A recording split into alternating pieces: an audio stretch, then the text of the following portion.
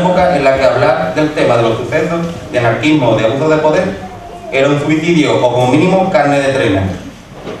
Pusieron su confianza en el americano, con el cual se veían a escondidas para ir relatándole todo aquello que éste le preguntaba.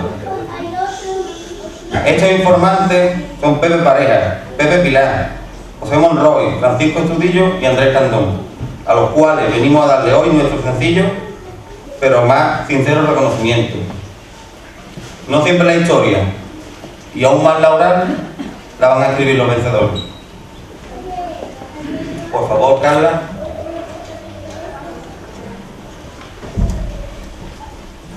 Vamos a empezar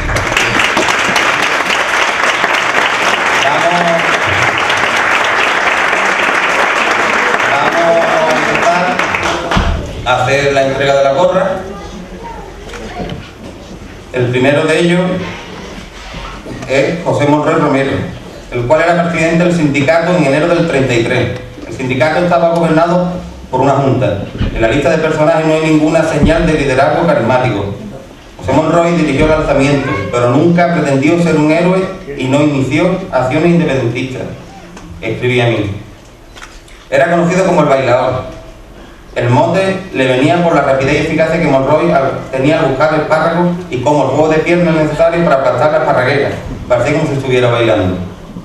Después de la cárcel, tras los sucesos, el campo constituyó su exilio interior, hasta que su familia se fue a Valencia, donde también se marchó a vivir. El regreso y el reencuentro con mí lo cuenta de la siguiente forma. Una mañana, en la calle San Juan, entré un grupo de hombres hablando en una calle, enfrente de un café, viendo a un desconocido apoyándose en un bastón, supe inmediatamente que era Monroy. En este encuentro público nos ignoramos el uno al otro.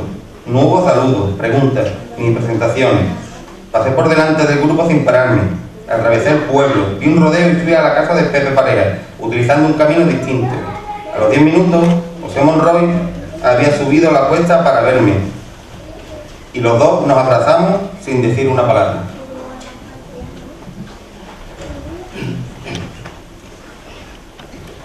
Creíamos que iba a triunfar la huelga general. Deseábamos vivir sin dinero a base de intercambiar mercancías. Entonces habría otra batalla. Uno tendría que crear la organización y luego componer un sistema para que las distintas organizaciones cooperaran unas con otras. Exigieron demasiado porque carecían de educación. Creían que podían llegar al cielo sin tener una escalera. Cuando yo era joven, ellos no eran profesionales, pero estaban empezando a aprender. Yo estaba en el sindicato de Medina, cuando alguien llegó y dijo que acababa de ver un hombre sentado en una silla, en la calle, y que ella debería pertenecernos. Era un simple, no tenía educación. Había fe, pero falta de educación. Por ese motivo, sometíamos la idea a la asamblea, de modo que se descartaran las malas ideas. Cuando tenía 13 años, iba al campo a la escarda. Un día mi padre me introdujo en la organización para que tuviera el derecho de trabajar sin que nadie objetara. Mi padre pertenecía a la organización, pero como mucho no tenía ni ideas. Mi padre me llevó al sindicato de Medina en 1905. Entonces vivíamos en Medina. Yo estaba allí todas las noches y de allí saqué mis ideales y aspiraciones. Nos oponíamos al juego de cartas porque impedía que la gente se desarrollara en vez de estudiar para mejorar sus vidas. Sus mentes estaban asesinadas con el rey y la sota. ¿Cuál saldrá? El anarquismo siempre se opuso a las cartas. Quitaba tiempo de aprender a leer y a escribir. No se obligaba a nadie, pero se aconsejaba leer y estudiar. Uno podía beber un poco, un vaso de vino con la comida, pero no demasiado, para no emborracharse. El anarquismo se opone a la embriaguez, iba contra la naturaleza y el bolsillo, pero en general decían: haz lo que te digo y no lo que hago. En memoria de José Monroy, recoge la gorra su hijo José Monroy.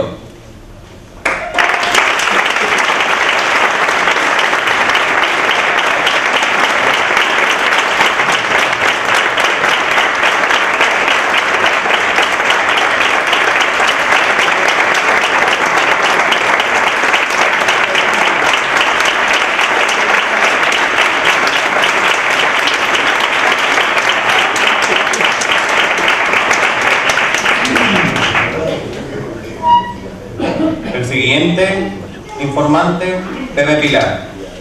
Mi primera conversación con Pepe Pilar, el apodo de José González Pérez, no ocurrió hasta que regresé a Casas Viejas en 1969. Se me había ocurrido cada vez que me acercaba a él. Ahora me dijo que sabía de mi amistad con ciertas personas y que deseaba hablar conmigo. Con el tiempo supe que Pepe había sido miembro de la Juventud Libertaria y que había estado en el cuartel de la Guardia Civil el día del alzamiento. A causa de su papel en los sucesos, Pepe pudo confirmar o refutar muchas de mis especulaciones. Son palabras de Jerome Min en Los Anarquistas de Casas Viejas. Por otra parte, Pepe Pilar, como muchos otros, tuvo que pagar cara su participación, detenciones, persecuciones, marginación, durante casi toda su vida.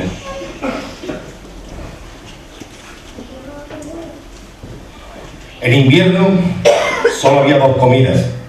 Gazpacho caliente por la mañana. Primero servía el pan en agua, luego se tiraba al agua.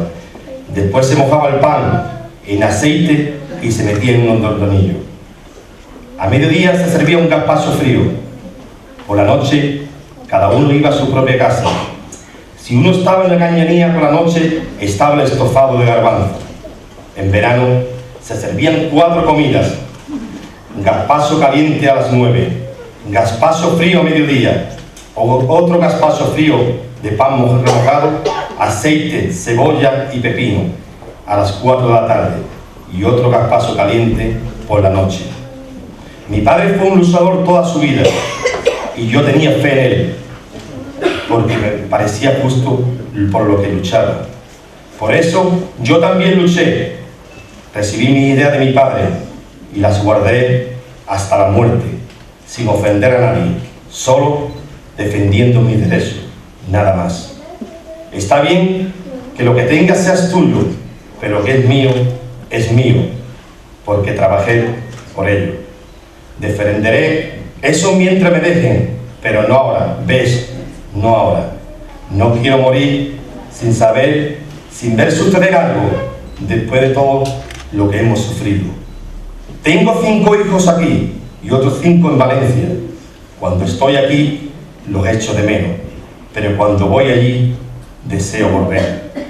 No me gusta estar allí, yo me crié aquí, me gusta el campo, allí hay mejor vida, pero no me interesa, no quiero ir al cine, eso es para las nuevas generaciones, no para mí.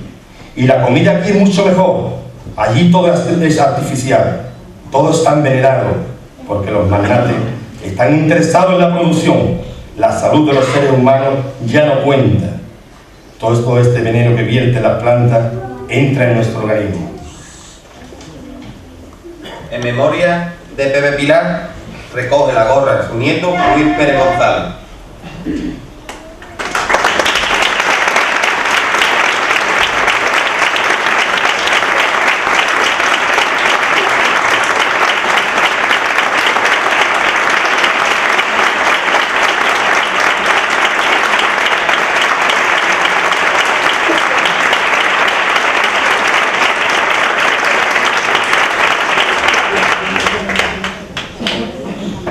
Andrés Candón Quirós.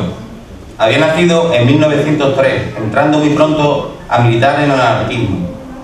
En la huelga de junio de 1932, que terminó con la muerte de Gardón, ya lo meten en la cárcel por ser secretario del sindicato de oficios varios. También lo encarcelan a raíz de los sucesos de enero del 33.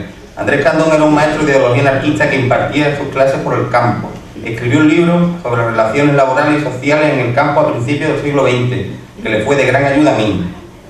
Falta por estudiar la trascendencia de este manuscrito en el global del libro Los anarquistas de Cazavía.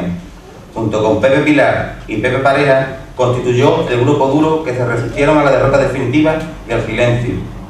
Los tres se reunían frecuentemente y los tres colaboraron estrechamente conmigo en sus investigaciones.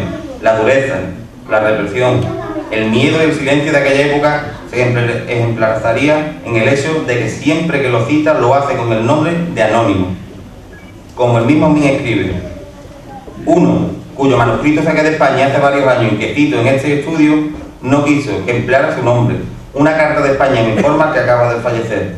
Por respeto a sus deseos y a los de su familia, sus palabras escritas o habladas son aquí citadas como anónimo, como él mismo pidió. Hasta el final de sus días fue un maestro rural, muy querido en Cantarrana y un vecino muy activo en todos los asuntos de la comunidad, por lo que es recordado con mucho cariño en la memoria colectiva de esta población.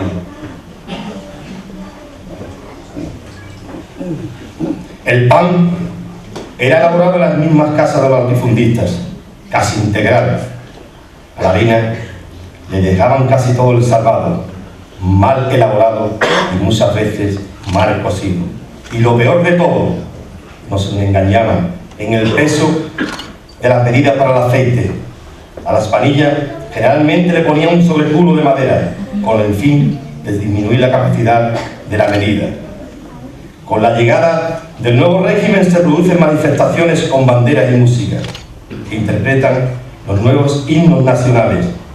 La muchedumbre lo invade todo.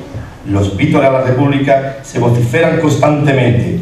Oradores espontáneos ocupan lugares estratégicos, pronunciaron discursos fogosos y a las multitudes con frases y ofrendas al antiguo régimen monárquico. Se cambian los nombres de las calles por otros que guardan relación con el nuevo régimen. Todo es júbilo y alabanza.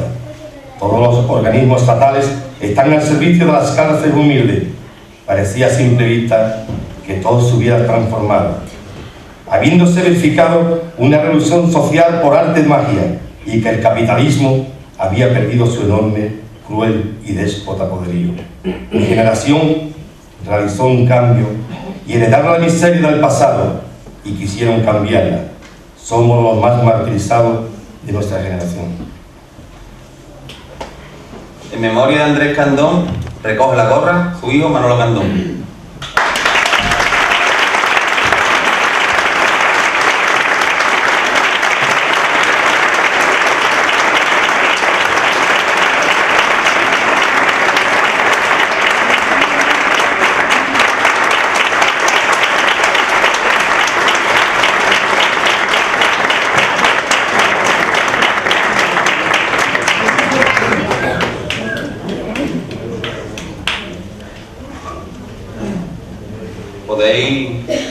Podéis acercaros más allá, no agolparos si queréis.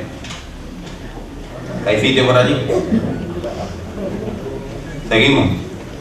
Francisco Estudillo Orellana. Era un joven de 16 años en el 33. Trabajaba en la fábrica de la luz y que le había comprado una pistola a Juan Soja. Sus padres no lo dejaron participar en los sucesos y lo encerraron en su casa de la calle San Juan, pero la pertenencia del arma lo llevó a la cárcel. Luego, como tantos otros, también estuvo en ella al volver de la guerra.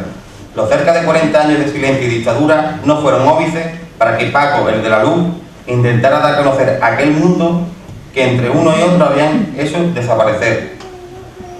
Contó muchas cosas a mí sobre aquellos años y sucesos y también lo puso en contacto con otros muchos participantes. Francisco Estudillo siempre fue un referente en el mundo de los casavijeños, que seguían con la idea de izquierda tras el franquismo. Paco, el de la luz, había sido siempre un buscavidas, un superviviente y un ser sociable. Fueron las tres características que al servicio del americano para que le escribiera Los anarquistas de Cazavieja. Porque también las cosas hay que mirarlas con una perspectiva de lo que era entonces, no ahora. No, es verdad. Porque ahora mismo vemos esas cosas y las vemos muy disparatadas, porque vemos a cierta distancia que Cazavieja quisiera moverse para venir de la política de España por tan pequeño, pues entonces esto nos parece una verdadera calamidad, ¿no? Pero si nos situamos en el plano en que estaba viviendo España en aquellos momentos, pues las cosas cambian en cuanto a que había un movimiento campesino andaluz muy importante, en cuanto a que la gente había hambre, que la gente, hambre verdadera, parados verdaderos, no parados los de ahora que cobran, sino parados que no cobraban nada. Entonces resulta que en ese ambiente se concibe mejor los movimientos que hubo en aquellos tiempos que a la distancia de 40 años. ¿Comprende? A esta distancia aquello nos parece una ridiculez, pero lo que estamos metidos en aquello no veíamos es... Cuando estaba el suceso, ¿dónde estaba? Estaba fuera del pueblo, ¿no? ¿Quién? Yo estaba en el pueblo. ¿Estaba en el pueblo? Y yo trabajaba en la fábrica. De la luz. De la luz. Yo pues tendría 17 años, 18, ¿comprende? 18 entre 21, sí, 17, 18 años. Y trabajaba en la fábrica de la luz, yo estuve allí. Lo que pasa es que yo no estuve en las calles porque mi gente me encerraron. Yo vivía en la calle San Juan al final, y cuando esto pues mi gente había un patio grande y mi padre no me dejó salir. Y ya cuando abrimos la puerta era cuando entrar a la guardia de asalto, que a uno de allí, con cabeza, le vinieron allí uno de los primeros que hirieron, atravesaron los riñones, que no me murió de eso, y claro, lo recogimos nosotros en la calle allí, y como yo vivía allí mismo, en el patio que de Isabel Luna, de Andrea Luna, de Nico Sánchez, y cabeza tenía la casita de tiendecita y al lado, pero recogimos otro para adentro, y ya después, hasta los 4 o 6 días, o los 3 o 4 días después del movimiento, fue cuando el Juanito Estudillo, el largo ese que está en cada día, le dijo a la Guardia Civil, como ellos le abrieron la puerta para que entrara la Guardia Civil a su casa, le dijo que yo tenía una pistola, le cogió una pistola, y entonces le dijo que a mí yo tenía otra igual que se la había comprado al mismo. A él no se metieron con él, a mí me cogieron, me metieron a la cárcel y me llevaron ya con todo. ¿Juan Estudillo a Zapatera? No, Juan Estudillo, uno alto que hay allí, es carpintero, pero que ahora tiene una tienda muy alto. Juan Estudillo Rodríguez. Por eso la caña. Hermano de la dueña del cine. Uno muy alto, más alto que yo todavía, más fuerte. Y por eso lo pusieron en casa. A ellos como vivían el cuartel civil, colindaba con ellos. Cuando el asedio a la cuartel civil abrieron un tabique con la puerta y ellos se comunicaron con la familia esta por dentro. Y como recompensa al favor que le hicieron, cuando a él se enteraron la pistola, pues no se metieron con él. Y cuando le dijo que yo tenía otro, sí se metieron conmigo. Me cogieron, me llevaron, ya estuve yo en la cárcel por ahí, hermano. ¿Ha estado en cárcel? ¿Cuánto tiempo? Pues estuve en Medina y en el puerto, lo que estuvimos todo el tiempo, 2, 3 o 4 meses, no me acuerdo qué fue, más o menos.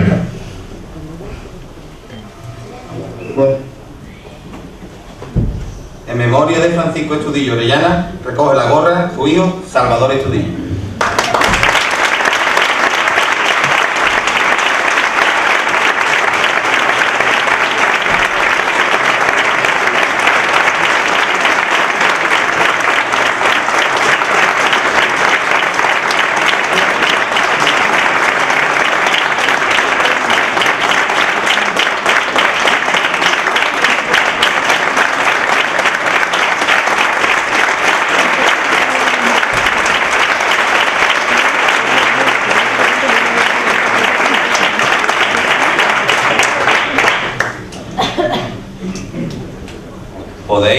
Podéis ir a este lado, que hay un tapón aquí.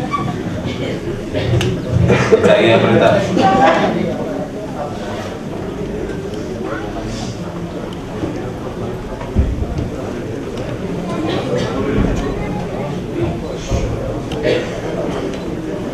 Seguimos. El último es Pepe Pareja. Mi principal guía y profesor en la manera del campo y del anarquismo rural era José Rodríguez Giró, conocido con el apodo de Pepe Pareja. Aunque nos hicimos amigos íntimos, él no quería contarme su propia participación en el levantamiento. Son palabras de Yerumín en los anarquistas de Casadía. Por otra parte, Pepe Pareja era un campesino, anarquista convencido y convincente, de discurso amplio y profundo, un hombre de ideas que trataba de llevarlas a la práctica. Vegetariano, no fumaba, no bebía alcohol, se unió a Antonia Márquez en Amor Libre, constituyendo la primera pareja de estas características en Casasvieja. Una vez que Min se ganó su confianza, se convirtió en una figura clave en el libro de los anarquistas, no solo por lo que le contó, sino también por lo que propició que contaran los demás sobre los sucesos del 33. Pues hicimos el lazo matrimonial en el 1914, libremente.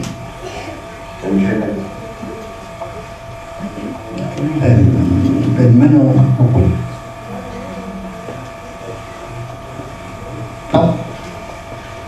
que así nos llevamos nosotros unidos sin haber habido ninguna enfermedad para inducirnos a la ceremonia de los curas, ni de monaguillos ni de nada de eso. Y todo ese tiempo pues lo pasamos bien. Ahora da por resultado que en el 1936 saltó la guerra aquí de España. Claro, yo me llevé 20 años por ahí repatriado. Y cuando regresé, conducieron para Medina. Y allí estuve preso hasta que no se celebró un consejo de guerra. Ahora, estando preso, pues te aprovecharon de esa ocasión, ¿sabes? El clero y todos los que estaban prestos a Franco, pues a lo que daban era muchas cartillas de oraciones, de cosas iglesias y eso para que las estudiaran y que después cuando me presentaba yo un párroco pues que rezaran. Ahora ellos sabían de más que yo estaba en la forma que estaba, ¿sabes? Me echaron la amenaza que yo no estaba casado y que al no estar casado, en caso de tener que continuar preso, pues no tendría derecho a que me dieran completamente ni una dieta ni de nada, como ahí no se quiera, que debiera de casarme. Total, yo no sé si ella querrá contraer matrimonio de la forma. Total, que me dieron de casarme a la puerta. Eso ya, pero no fui a salir de la cárcel. De modo que el todo era de baratar la obra. Y salía yo con sus intentos. Y entonces me casaron por lo que vi. Y por la iglesia, ¿no? Para mí es como si no hubiera hecho nada, ¿sabes? Candita.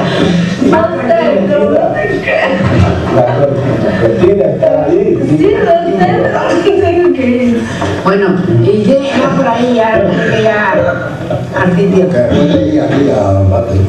¿Que quiere ir a la No quiero ir. No tengo que ir. Bueno, porque ahora no hay nadie aquí. La muchacha va a ir a comer a su casa, a casa de los padres, ¿sabes? Tengo que más tranquilo, es muy bueno estar tranquilo. Ahora, que si quieras por aquí, no me entiendes. No tengo que ir. No. Bueno, cumplimiento no. Oye, mira, cuando sale una Las ley, no. necesidades naturales, ¿sabes? No debe uno de atenerlas, porque no es bueno para el estómago, nada de eso. Eso, las evacuaciones que le damos yo evacuaciones, ¿sabes? Pues hay que vaciar el estómago para después echarle cuando se retire echarle más casa. Cuando no tienes que ir, no puedes Bueno, no tiene ganas, no está. Y no tiene ganas, no está. Pero yo te lo digo, yo no, porque la niña, la que está aquí de movimiento. Aquí no, de crecimiento nada. Vamos. Tú estás en tu casa. No tengo vergüenza, pero no tengo que ir. En memoria de Pepe Pareja, recoge la gorra su sobrina Carmen Rodríguez.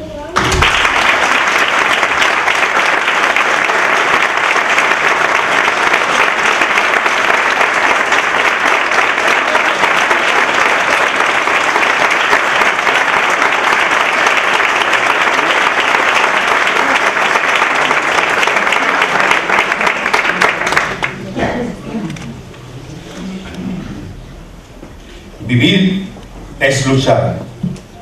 La juventud hoy lucha y es mejor que la que tuvimos, porque están mejor educados. Todo el mundo está luchando por la revolución. Un campesino se hallaba podando algunas ramas maduras y cortando los frutos. Otro trabajador que pasaba por allí le preguntó: ¿por qué una poda tan radical? El primer campesino le replicó: todo el fruto de estos árboles se está echando a perder. El segundo hombre dijo: el fruto no se echa a perder desde la rama, sino desde la raíz. Acepta tu golpe del hacha allí. El campesino siguió el consejo, cavó en el suelo y descubrió muchos gusanos en las raíces. Durante 50 años hemos estado podando las ramas del árbol social, cuyos frutos crecían envenenados, y no hemos mejorado nada. Por el contrario, cada primavera vemos el árbol ponerse amarillo en la época en que los frutos están a punto de brotar. Y no es que carezcamos de diligencia. Cada hora inventamos nuevos instrumentos y productos para combatir la enfermedad, sin ningún resultado. Estamos trabajando para construir un mundo mejor. Tenemos pensiones, casas baratas, salarios ajustados según el tamaño de la familia, pero todo es en vano. Podamos los miembros cuando el problema reside en la raíz.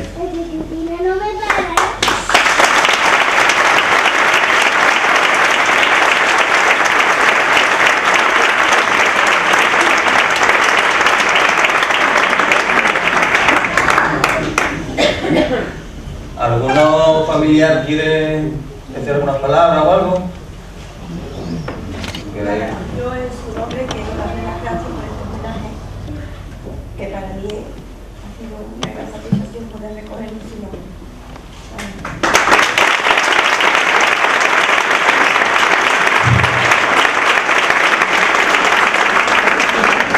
Voy a decir que ha sido lo mismo que la señora, muy agradecido por acordarse de mi padre, porque es un hombre fue consecuente con su punto de vista y sus ideas y con el tiempo que le tocó vivir.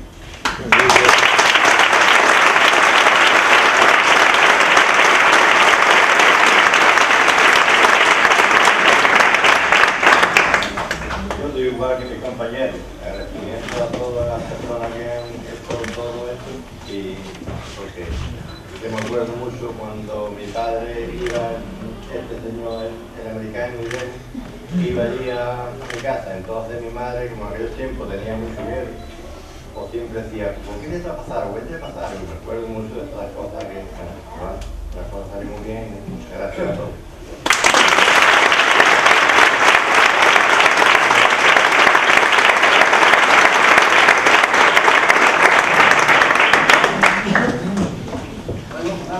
A mí es un orgullo de poder tener el homenaje más o menos memoria de mi abuelo, que yo puse que no tengo nombre, pero como sé yo, la única que está aquí es mi madre, que está más que eso, pues es un orgullo para mí recordarle el nombre de todos mis hijos.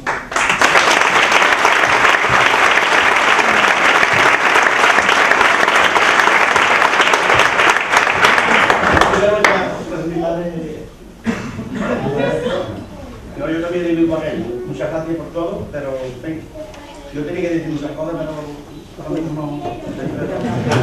El agradecimiento mío es el más grande, a todos, pero sobre todo a esta familia que han hecho todo y venir a América aquí a hacer lo que otros latinos han hecho. Y no saben que somos aquí de español, que han venido a América y a esto, sobre todo a ellos, por lo que tenemos que agradecerles sobre todo esto.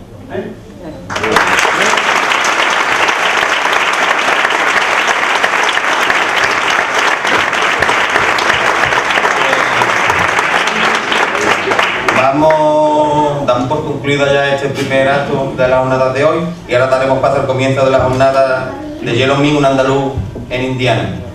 Pero como por fin a este primer acto, daremos un fuerte aplauso a